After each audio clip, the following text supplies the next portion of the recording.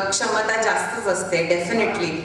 पण त्या प्रोसेसमध्ये आपण जे लाईफ स्किल्स आहेत, जसं विदाऊट एनिथिंग कसं खुश राहावं मनापासून, किंवा बाकीच्या गोष्टी, नेचरला कसं अप्रिशिएट केलं पाहिजे आपण, तर त्या गोष्टी समहाव कुठेतरी मिस होऊन जातात. सो मी खूप शिकली आणि आय स्टार्टेड दिस जर्नी. मी माझं पुस्तक मी आणलं पण आहे, पण माझं पुस्तक लिहिलं मी मागच्या वर्षी 4 एप्रिलला माझ्या मुलीच्या वाढदिवसालाच मी ते लॉन्च केलं. आणि it's name is the visionary parent. So हेच दॅट्स ऑल अबाउट मी. आणि राहुल पत्की बद्दल बोलायचं म्हणजे we are a community member. We are from STC म्हणजे स्पीकर्स, ट्रेनर्स अँड कोचेस. म्हणजे सगळे आम्ही जे एकत्र आलो ह्या पॅन्डेमिकमध्ये, आणि आम्ही बऱ्याच गोष्टी करतो कोलॅबोरेटिव्हली. हेल्थ अँड वेलनेस समिट केलं आम्ही, ऑथर्स समिट केलं. जे लोक ऑथर्स ऑलरेडी आहेत, जसं मी पुस्तक लिहिलं आहे, अजून पण बरेच 2-3 लोक आहेत ज्यांनी पुस्तकं लिहिली आहेत, तर ऑथर्स समिट केलं. मग करिअर काउन्सिलिंग समिट केलं. तर we are on a mission की सगळ्यांना ते जे नॉलेज आहे, whether it is parenting, whether it is career counselling, whether it is teenage counselling, anything, म्हणजे काही असेल तरी आपल्याला कोचेसची गरज असते. आणि त्या माध्यमातून आम्ही भेटलो अँड नाव we are great friends. Of course पुण्यातलेच असल्यावर मग काय. सो या that's about it. Thank you so much Rahul मला इन्व्हाइट केल्याबद्दल. And your book amazing. मी नक्कीच वाचली, तेव्हा मी वाचलं नाही आहे, मला मिळाली पण नाही. मी विचारलं तुला, ॲमेझॉनवर अजून व्हायचं आहे, right. So congratulations and all the very best. Okay, so तिने आता मेन्शन केलं आम्ही एकाच STC ग्रुपमध्ये आहे. त्यांनी ऑथर्स सबमिट केली होती, म्हणजे जे काय 3-4 त्या ग्रुपमध्ये आहेत, ती काहीतरी आय एम नॉट शुअर, पण नक्की जुलै 2021च्या आधी झालेली असणार. कारण ती समिटसुद्धा मी अर्धवट अटेंड केली होती. मध्ये जॉईन झालो, परत दुसरं काहीतरी कामात अडकलो, परत जॉईन केली. कारण त्यावेळेसही माझ्या डोक्यात नव्हतं की मला स्वतःचं पुस्तक रीड करायचं आहे किंवा एक राईट करायचं आहे, ऑथरिंग करायचं आहे. सो ते मला तिने ज्यावेळेस बोलली त्यावेळेस आठवलं. त्या समिटमध्ये मी नव्हतो. जर मी त्यावेळेस ऑथर असतो किंवा होणार असतो, बिंग ऑथर जरी असतो, तर डेफिनेटली मी पार्ट असलो असतो. बट लिटरली मी त्यावेळेसही त्या फ्रेममध्ये नव्हतो. बट नंतर ती जर्नी स्टार्ट झाली. अपार्ट फ्रॉम दॅट नाव माझं काही फ्रेंड सर्कल, कम्युनिटी माझी जी स्टार्ट झाली ती 2014मध्ये. मी पॉवर थॉट्स म्हणून माझा एक ग्रुप स्टार्ट केला होता, व्हॉट्सअप ग्रुप. 2014 किंवा त्याच्या आधी आय गेस, मला लक्षात नाही, पण बराच जुना आहे. त्यातले काही मेंबर्स आहेत. त्या व्यतिरिक्त कॉलेज फ्रेंड्स हा एक खूप महत्त्वाचा ग्रुप असतो, ती पण एक कम्युनिटी असते. सो हा एक चॅप्टर आहे लिटरली माझ्या बुकमध्ये, एक रिच कम्युनिटीज म्हणून एक चॅप्टर आहे. त्याच्याबद्दल मी बोललो आहे की पॅन्डेमिकच्या आधीचा मी किंवा त्याच्यानंतर आत्ताचा मी किंवा बुक राईट केलं. Reason is this communities, this people. या लोकांबरोबर मी राहिलो day to day. Almost STC community आम्ही 2 मीटिंग असतात आमच्या एव्हरी वीक. सो अशा लोकांमध्ये राहिल्यावर obvious output is this kind of books. So that is thing. And मी जे कम्युनिटीजबद्दल बोलतोय तर माझे कॉलेजचे फ्रेंड्स पण आहेत, इंजिनिअरिंगचे काही मित्र आहेत, त्यापैकी अमरनाथ देशपांडे. सो ते आता 2 शब्द बोलतील आणि आपण लवकरात लवकर आवर्त घेऊ.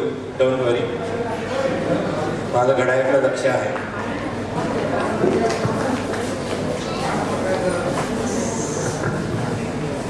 थँक्स राहुल.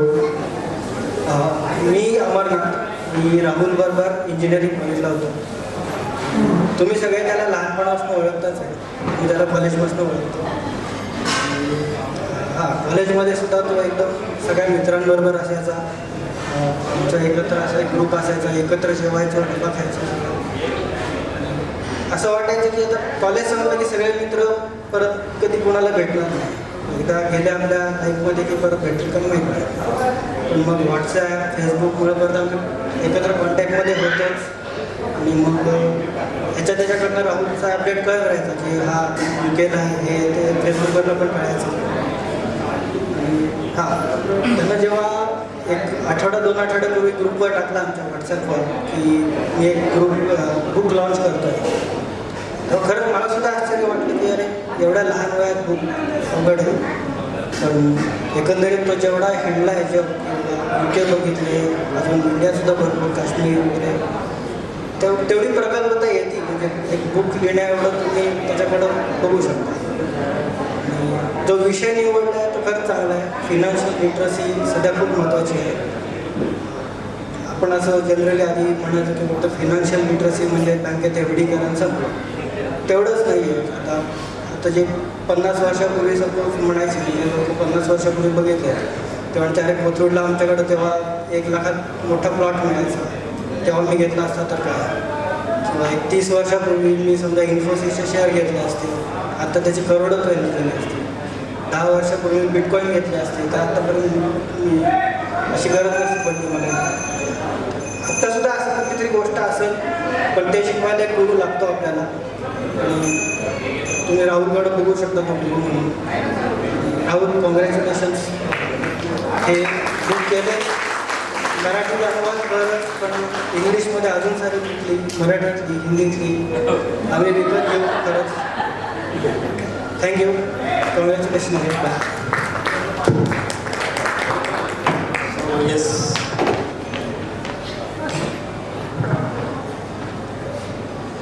हॅलो.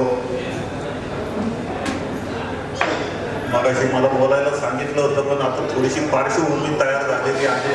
पुस्तकात काय आहे आणि आता मग आपलं मत मांडणं सोपं आहे. मी स्वतः बँकर आहे, 35 वर्ष बँकेत सर्व्हिस करून रिटायर झालेलो आहे. त्यामुळे फायनान्स हा माझा आवडता विषय आहे. वॉरन बफेट जे म्हणतात की जेवढ्या लवकर तुम्ही इन्व्हेस्ट करायला लागा तेवढे लवकर तुम्ही रीच होता. आणि कुठली इन्व्हेस्टमेंट ही मुदतीच्या आधी मोडू नका, किंवा इन्व्हेस्टमेंट मोडूच नका, ती लॉंग लाईफ होऊ द्या, तर ती मल्टिप्लाय होईल. आमच्या दृष्टीने राहुल हा अशीच एक इन्व्हेस्टमेंट आहे की ती जर आम्ही अशीच त्याला पुश करीत गेलो तर ती आणखी मोठी होणार आहे, मोठी डेव्हलप होणार आहे. आज हिंदू नवीन वर्ष आहे. आजच्या दिवशी 17व्या वर्षी ज्यांनी ज्ञानेश्वरी लिहिली अशा ज्ञानेश्वरांच्या समाधीला प्रत्यक्ष हात लावून दर्शन घेता येतं. ते दर्शन मी आता घेऊन आलोय आणि आता लहान वयातच पुस्तक लिहिलेल्या आमच्या राहुलचं अभिनंदन करायला इथं उभा आहे. चांगला योगायोग आहे. राहुलची प्रगती अशीच उत्तरोत्तर होणार आहे. तर तुम्ही इन्व्हेस्टमेंट बद्दल फक्त फायनान्स बद्दल लिटरेट व्हावं असं नाही, तर तुमची मानसिक शक्ती सुद्धा वाढली पाहिजे.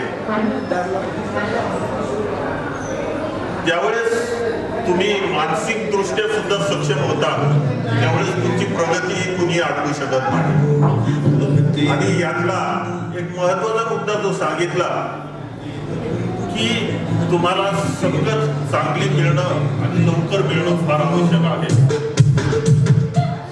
राहुलला चांगली संगत मिळाली. मी असं म्हणेल की कोरोनाला थोडेसे थँक्स देते. काही लोकांना त्या कोरोनामुळे फार गंभीर असे त्रास करावे लागलेले आहेत.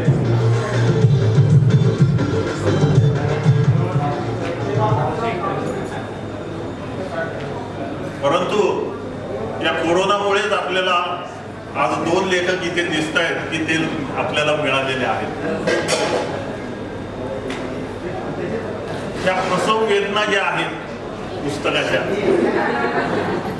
ह्या खरंच अवघड असतात. आणि त्यांनी सांगितलं तसं 4 वाजता यासाठी उठावं लागतं किंवा 4 वाजेपर्यंत जागावं लागतं. आपल्या सारख्या सामान्य माणसाचं हे काम नाही.